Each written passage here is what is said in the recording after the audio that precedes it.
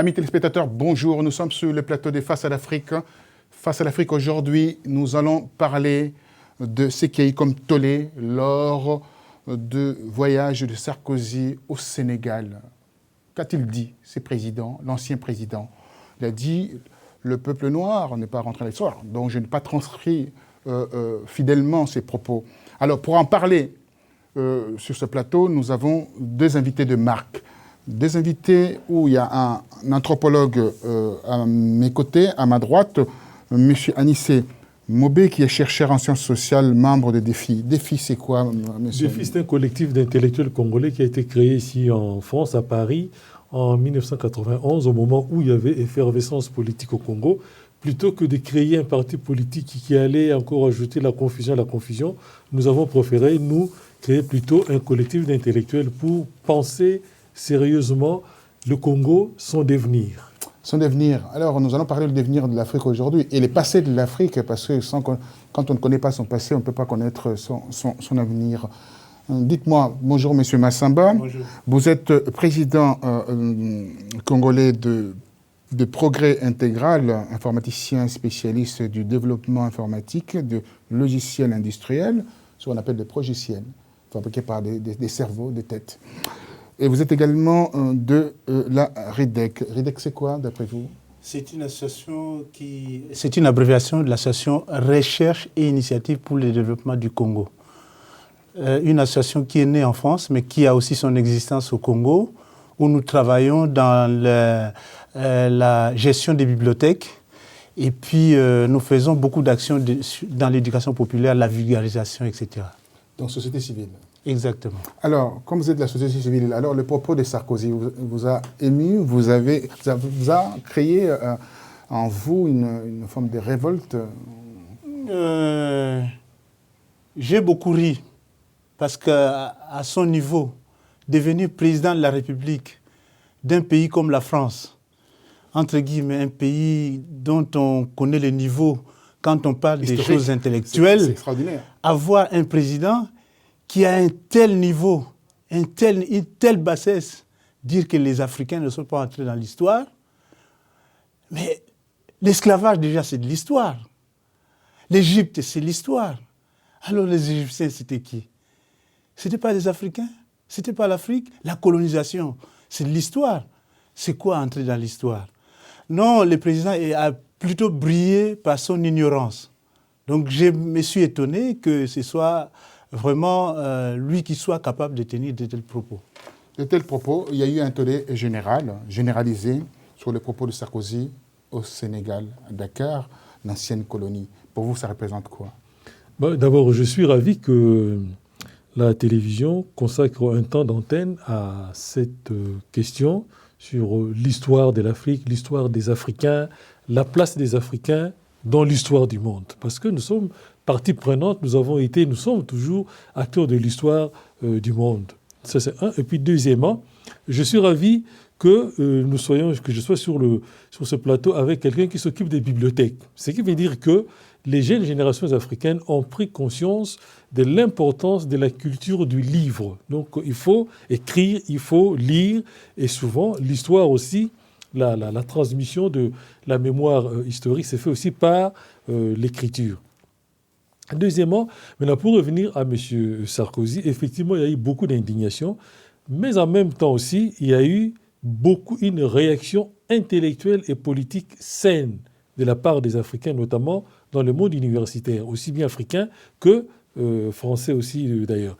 Alors, que dire de ces discours? D'abord, c'est assez curieux. On parle du discours du président de la République française à Dakar. Parfois, on ajoute à l'université de Dakar.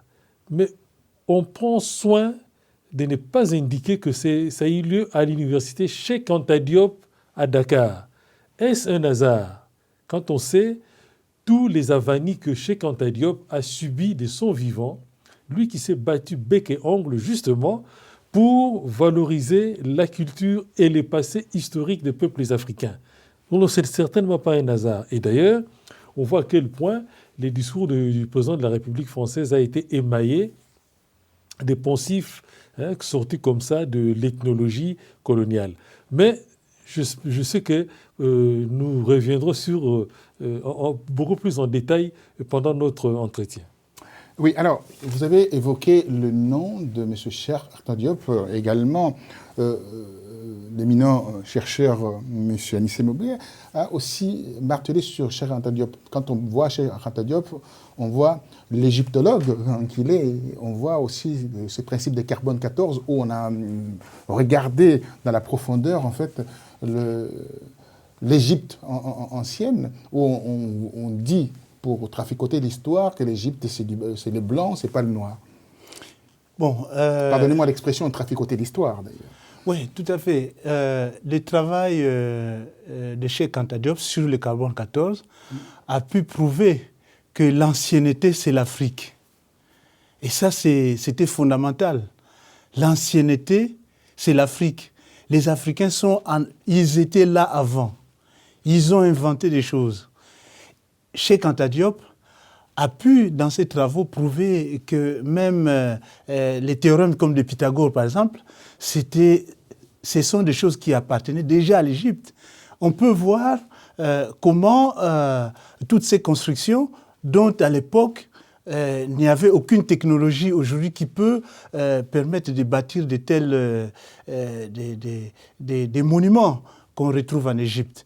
Donc, je crois que Cheikh Anta Diop a été celui qui nous a décomplexés. Il nous a permis, il a montré une voie. Et c'est une voie que les progressistes, ceux qui veulent le progrès de l'Afrique, doivent suivre. Alors quand on voit aussi le premier député, comme Houphouët Boigny, comme aussi l'ancien député du Sénégal, hein, qui est rentré dans l'histoire, on peut dire qu'il y a un mépris quelque part. Oui et non. C'est-à-dire que d'abord, pour en terminer avec le discours du chef de l'État français... On va y venir par rapport à ce discours. On n'a pas terminé Dakar, encore avec cette histoire. D'abord, sur le plan politique et même sur le plan intellectuel, ces discours prolongent la fameuse loi du 23 février 2005 imposant aux chercheurs, aux historiens, d'enseigner le bienfait de la colonisation en Afrique. Et on peut dire que cette loi de 2005, c'était presque une réponse idéologique, mais très maladroite, à la loi Taubira qui condamnait la traite négrière. Donc, on peut considérer que ces discours de Sarkozy, ça a été une revanche d'une droite conservatrice imbibée de la grandeur passée, la grandeur impériale coloniale de la France, qui considère toujours l'Afrique comme étant immature et comme les Africains comme étant les seuls responsables de leur malheur. Ça, c'est un premier point. Deuxième point, c'est qu'il y a eu beaucoup de réactions. Bon. D'abord, il y a eu des réactions assez surprenantes de certaines personnalités africaines, notamment Thabo Mbeki, qui n'a pas hésité à considérer vous prenez mes questions, allez-y. À considérer qu'il épousait pleinement le point de vue défendu dans ses discours. D'autres chefs d'État africains s'est contenté de dire, voilà, non, Sarkozy reste un grand ami des Africains. Ses discours, ce n'est pas lui qui l'a rédigé, c'est quelqu'un d'autre qui l'a rédigé. Et il n'a découvert les discours qu'au moment où il est entré dans l'amphithéâtre. C'est assez surprenant. Une des rares personnalités assez démarquées de cela, de tous ces gens-là, c'est l'ancien président de l'Union africaine, Alpha Omar Konaré, qui a jugé les propos de M. Sarkozy comme étant inacceptables. C'est net, clair. Deuxièmement, en France, même en Afrique, des collectifs d'universitaires se sont mobilisés. Au Sénégal, par exemple, c'est l'ancien ministre Matili Gassana qui a réuni autour de lui tout un groupe d'universitaires. Ils ont produit un ouvrage intitulé « L'Afrique répond à Sarkozy ». Ici, en France, il y a eu deux autres collectifs, notamment autour de Mme Adama Ba-Konaré, qui a rédigé un ouvrage petit précis de remise à niveau sur l'histoire africaine à l'usage du président Sarkozy. Voilà, ça c'est l'ouvrage rédigé sous la direction de Mme Adama Ba-Konaré. Et puis, il y a eu un autre ouvrage, L'Afrique de Sarkozy, un déni d'histoire, sous la direction de Jean-Pierre Chrétien, de Jean-François Bayard et d'Achille Mbembe. Donc il y a eu des réactions, intellectuellement parlant, il y a eu des réactions. Donc maintenant, quant puisqu'il faut parler de Cheikh Anta Diop et des députés qui... Non, justement, ces députés, même déjà du temps de Lamine Gueye, non, donc cela prouve que les Africains étaient déjà, dès ce moment-là, dans l'histoire, même bien avant, on y reviendra. Maintenant, ce qu'ils ont fait, ce qu'ils ont apporté dans la libération de l'Afrique, ça c'est une autre question qui mérite effectivement débat, mais qui n'apporte pas de l'eau au moulin de Sarkozy, niant la part des Africains, l'entrée des Africains dans l'histoire. Alors, quand on regarde la part des Africains dans la vraie histoire, on incrimine aussi nos autorités d'avoir laissé de côté, en fait, cet aspect fondamental, l'enseignement sur nos anciens leaders ou des élites africaines. Vous savez, le monde est monde. C'est-à-dire, nous sommes le monde globalisé. Depuis d'ailleurs, tous les contacts qui devaient se faire depuis notre rencontre avec les Chinois, toutes les rencontres qui sont faites avec les Blancs qui sont arrivés chez nous, il devait y avoir normalement, si certains n'étaient pas condescendants, échange culturel. Qu'est-ce qui s'est passé ? Nous avons été, on nous a regardés comme des moins que rien, qui fait que on nous prend des choses dans nos traditions, mais on ne dit pas que ces choses viennent de nous autres. Alors, pour aujourd'hui, ce que moi je crois comme solution, comme vision qu'il faut apporter aux Africains, c'est que, vous savez, nous sommes d'une civilisation, les autres sont d'une autre civilisation. La rencontre des civilisations, c'est ça qui fait un monde meilleur. Maintenant, quand vous vous rencontrez avec d'autres civilisations, pour pouvoir exister vraiment, pour pouvoir être reconnu, il faut d'abord que vous connaissez ce que vous êtes réellement. Donc, vous connaître déjà. Quand vous vous connaissez bien, vous connaissez l'autre, vous savez quoi vous apporter à l'autre. Vous savez quoi échanger avec l'autre. Vous savez ce qui vous manque et ce que les autres possèdent. À ce moment, vous pouvez déterminer les termes d'échange. Alors, on peut vivre, on le vit tous les jours. Tous ceux qui ont fait l'université remarquent bien cette incongruité, cette hérésie de voir des références seulement sur le manuel de noms de philosophes étrangers sans citer les noms de philosophes africains, d'origine africaine. Ouais, je vous dis, vous répondrez à cela, M. Anissé Mobé. Ça rentre dans le cadre de la connaissance. Pour avancer, on doit d'abord se connaître. Se connaître pour connaître ses capacités, ses qualités, son vrai savoir, ce qu'on sait. Et quand on sait ce qu'on sait, on peut savoir ce qu'on peut donner à l'autre. Et ça, quand on sait qu'on ne sait pas, ce qu'on ne sait pas, on peut savoir au moins ce qu'on peut tirer de l'autre. Donc, l'enseignement, la formation des gens est fondamentale sur le savoir propre. Connaître les autres, mais connaître soi-même, c'est essentiel. C'est la chose la plus importante. Et ça part de l'éducation nationale, les programmes scolaires qui ne doivent pas enseigner, par exemple, au Congo, vous enseignez la Révolution française sans que vous enseigniez ce qui vous concerne vous, et savoir comment on fabrique les saucissons sans apprendre ce que vous fabriquez, ce que vous devez fabriquer vous pour manger, pour votre propre intérêt. Alors, Monsieur Anissé Mobé, on peut dire... Quand un homme sort de l'université, par exemple à Kinshasa ou à Libreville, au Congo-Brazzaville, cet homme de grand savoir exhibe le nom de ce qu'il a appris à l'école. J'ai lu tel, j'ai lu Gide, j'ai lu tel, j'ai lu Victor Hugo. Pour vous, c'est des références, au lieu de s'intéresser aux références africaines. S'il y a des universitaires qui sont encore à ces niveaux, il y en a d'autres, de plus en plus nombreux, qui ont déjà dépassé ces niveaux-là, de chercher à reproduire les discours du maître pour plaire au maître. Ça peut s'expliquer pendant tout un temps parce que l'accès à certains niveaux était conditionné justement par un alignement intellectuel sur les discours du maître. Mais maintenant que les Africains commencent à s'affirmer, cette attitude n'est plus de mise. Ça, c'est un. Mais oui, mais il y a aussi d'autres Africains, notamment des historiens. Pensons à quelqu'un comme Kizerbo. J'allais poser la question, mais vous pouvez répondre en même temps avec cette question en disant donnez-moi la liste, établissez-moi une liste des gens qui font la référence de l'Afrique, la référence des gens qui sont rentrés dans l'histoire. Bon. Voilà, c'est ça que je voulais savoir. Je vais savoir comment vous avez amorcé la discussion. Allons-y. Deuxièmement, vous savez, l'histoire des peuples, de tous les peuples du monde, ça a été évoqué par M. Massamba tout à l'heure rapidement, c'est que l'histoire de tous les peuples, c'est résultat à la fois des contradictions internes et des facteurs extérieurs souvent prégnants.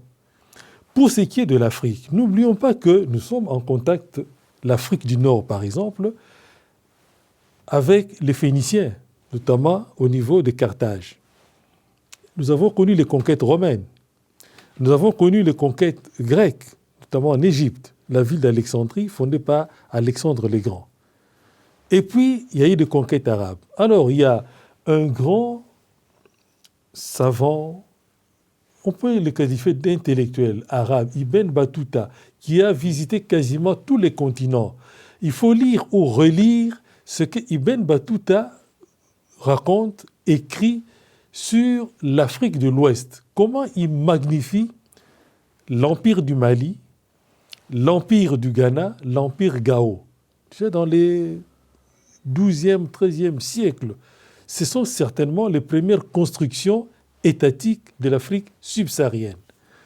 À cela, on peut ajouter, puisque M. Massamba et moi, nous sommes de l'Afrique centrale, les royaumes du Congo, qui, déjà dans les années bien avant la traite négrière, avaient des relations diplomatiques avec le Portugal et avec le Vatican, puisque le 4e siècle, 6e siècle et 16e siècle, là où il y a eu le voilà. Un des fils d'un des rois du royaume du Congo a été sacré évêque et il est même mort au Vatican. Donc, c'est depuis longtemps que nous sommes entrés dans l'histoire et on retrouve des personnalités de grande envergure. Le roi Béhanzin de l'ex-Dahomey qui a résisté aux conquêtes coloniales françaises. Comment ne pas évoquer Kimpa Vita, qui, dans le royaume de Congo, dans le royaume de Congo, s'est opposé à la traite négrière. On peut comme ça citer, il y a Sundiata en Afrique de l'Ouest. Donc ça c'est un. Et puis deuxièmement, quand il faut revenir, peut-être on y reviendra tout à l'heure, à l'apport, au rôle intellectuel que doivent jouer les universitaires, notamment les historiens, pour que justement l'histoire de l'Afrique soit comme l'avait préconisé, exhorté l'ancien Premier ministre Patrice Lumumba.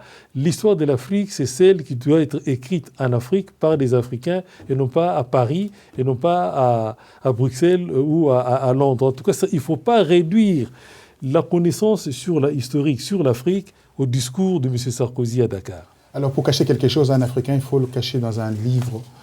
Alors, l'enseignement, ça c'était ma question, l'enseignement aujourd'hui en Afrique est tiré vers le bas. Les ONG viennent, vous êtes de la société civile, viennent avec des livres... Deux casquettes, je fais la politique. Aussi également, voilà. Bien entendu, vous allez expliquer ce que vous faites. Viennent avec des livres, mais livres, bien entendu, avec d'autres regards, d'autres visions, qui ne sont pas des visions africaines. Les Mamadou et Binta, Bineta, moi j'ai lu ça à l'école primaire, et alors tout ça, c'est balancé, complètement oublié. On est dans des Rimbaud, dans de grands écrivains. C'est de notre responsabilité de changer la formation de l'Africain.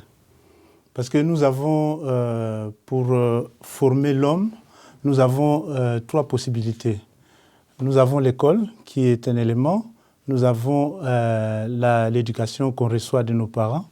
Et puis, troisièmement, on a les médias. donc l'environnement aussi. Et les intellectuels donc, aussi. Vous avez oublié les intellectuels? Non, c'est leur rôle aussi, bien entendu, de dispenser aussi ces savoirs qui est enfoui quelque part, qui est caché peut-être volontairement. Bien sûr, l'information des intellectuels, c'est l'information qui est véhiculée dans les médias. Donc il faut un relais pour les intellectuels. Les médias n'ont rien à voir avec les intellectuels. Les intellectuels sont souvent marginalisés. Quand nous avons des télévisions, il faut agir sur les programmes de télévision, par exemple. Il faut agir sur l'organisation des conférences avec les sociétés civiles et puis agir sur les programmes scolaires. Donc, nous avons besoin de la connaissance profonde de l'Afrique. L'histoire de l'Afrique doit être écrite par les Africains, comme l'a si bien dit, l'a rappelé monsieur Anissé Mobé, mon aîné Anissé Mobé, salut grand frère. Alors, je dirais que les programmes doivent changer. Il faut que l'Africain, la connaissance de l'Afrique dans la profondeur ne soit plus seulement la question, les problèmes des spécialistes, ceux qui font les doctorats d'histoire, des choses comme ça. Il faut que ça ressorte, ça revienne au plus bas. Ça revient au plus bas, mais quand on a un directeur de thèse, je remarquais souvent ça, et j'en ai vécu, j'ai vécu aussi cette situation, vous êtes orienté par le directeur de thèse qui vous donne de définition, une ligne de conduite à suivre pour pouvoir avoir votre doctorat. Et là, il y a les tri. Si vous présentez tel élément, il dit non, vous ne devez pas aller dans ce sens-là. Comment voulez-vous aller plus loin avec de telles restrictions? Bon, d'abord, tous les directeurs de thèse ne sont pas pareils.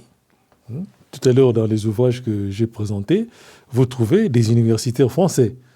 S'ils ont réagi au propos de M. Sarkozy, c'est parce qu'ils ne sont pas dans cette ligne idéologique.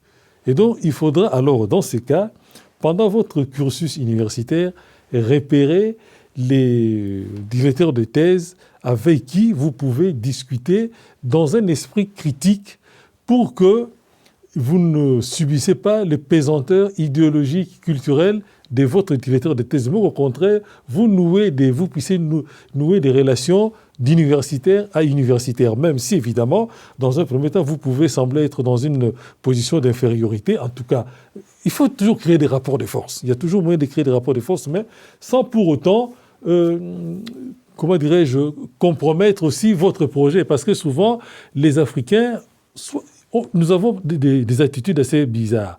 Ou on se laisse écraser, ou on cherche à s'affirmer, mais d'une façon maladroite. Non, il faut éviter ces deux écueils. Je pense qu'il y a moyen de trouver un juste milieu où vous avez l'occasion de défendre à la fois votre esprit, d'assumer votre esprit critique et de mener votre thèse jusqu'à bon port.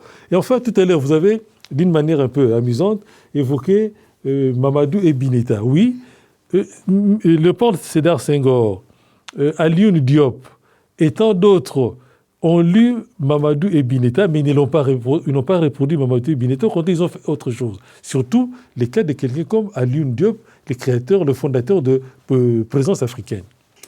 Dites-moi, alors, quand on regarde tout ça, on peut se poser la question, on peut se dire, je pense que Sarkozy a eu vraiment raison de dire que l'homme noir n'est pas rentré dans l'histoire. Qu'a-t-il inventé? Beaucoup de choses. Beaucoup de choses, mais beaucoup de choses, ça ne veut rien dire. Vous savez, quand j'apprends, en lisant, je ne me rappelle plus, La petite histoire de l'Afrique par Catherine Vidrovitch, je crois. Ça vient de loin, c'est de très très loin, c'est son nom-là. Oui, bien sûr, mais elle a écrit sur l'Afrique. Hein. Je vois qu'il écrit en Afrique, quand une information arrivait à Dakar, ça descendait directement au Royaume du Congo par la communication avec le tam-tam, qui était au fait le prédécesseur des Morses. Il arrivait un événement au Sénégal, et avec le tam-tam, le moyen de communication du tam-tam. Au bout de peut-être d'une journée, cette information arrivait au Royaume Congo. C'est pour annoncer sur les deuils, les décès, tout ça, le mariage, tout ça, etc. Tout à fait. Ou bien un étranger, quelqu'un d'étrange était quelque part et ça passait. Donc, si Morse a été, si ce tam-tam a été un exemple, on va dire que nous avons apporté quelque chose à l'humanité. Et alors, il y a aussi, on ne va pas l'oublier, voyons le jazz.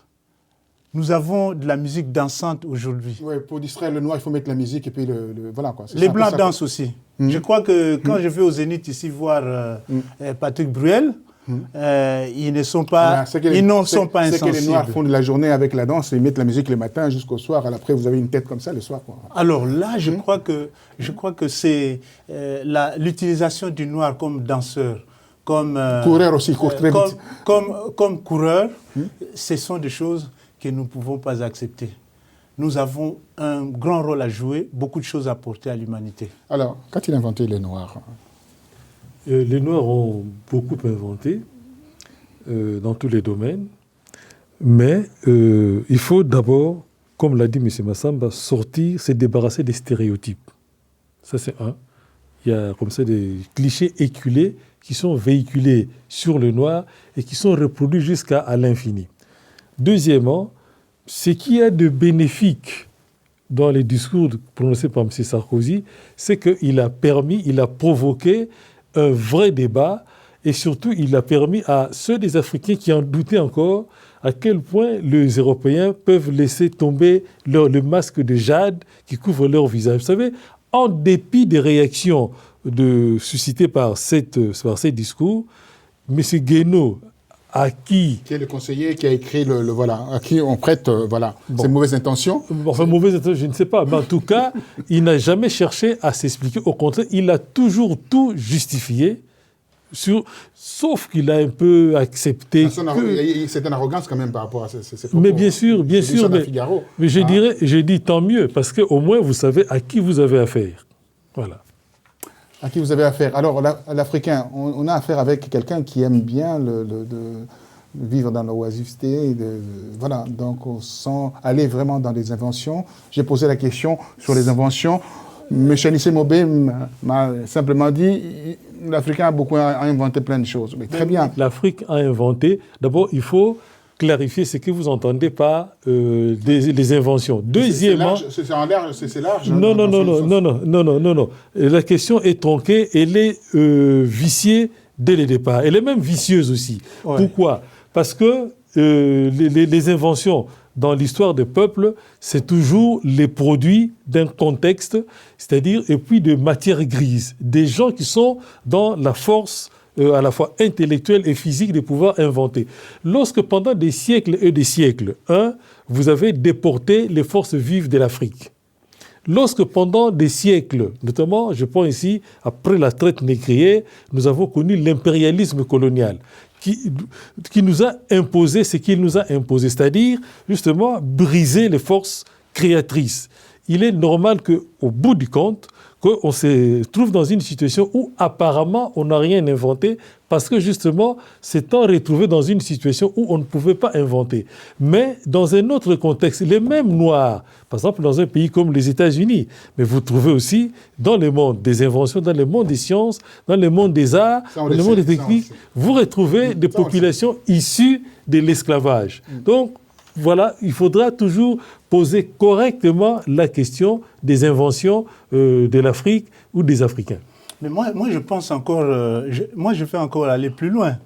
Guillotine, la croix, le glaive. Mais alors, vous savez... C'est des inventions sordides, en fait. Oui, mais vous savez, en Afrique où il n'y avait pas de prison, ou quand quelqu'un était condamné dans nos traditions anciennes avant que les autres arrivent, après un tribunal traditionnel, il était banni au lieu d'être assassiné, au lieu d'être pendu, je ne sais pas, torturé. Ou écartelé. Ou écartelé. Mais par contre, il y avait un certain humanisme, on va dire, dans la sanction. Effectivement, beaucoup d'esprit critique pour connaître les inventions africaines. C'est vrai, l'histoire africaine nous montre qu'il y a énormément de choses qu'on peut découvrir à travers les inventions des Africains. à travers aussi leur dynastie. Il y a eu beaucoup de choses. À travers l'Égypte également. C'est aux Africains de faire des recherches, d'aller vers des recherches vraiment fondamentales, enfin, de découvrir qui sont-ils vraiment. Et à partir de là, ils pourront avoir une forme de suprématie, si on veut, intellectuelle par rapport à leur culture, parce que c'est une culture qui est une culture millénaire. On vient de découvrir encore un être humain qui est d'un autre genre, c'est qu'on vient de le dire. Sur ce, je vous dis merci, à très bientôt et au revoir.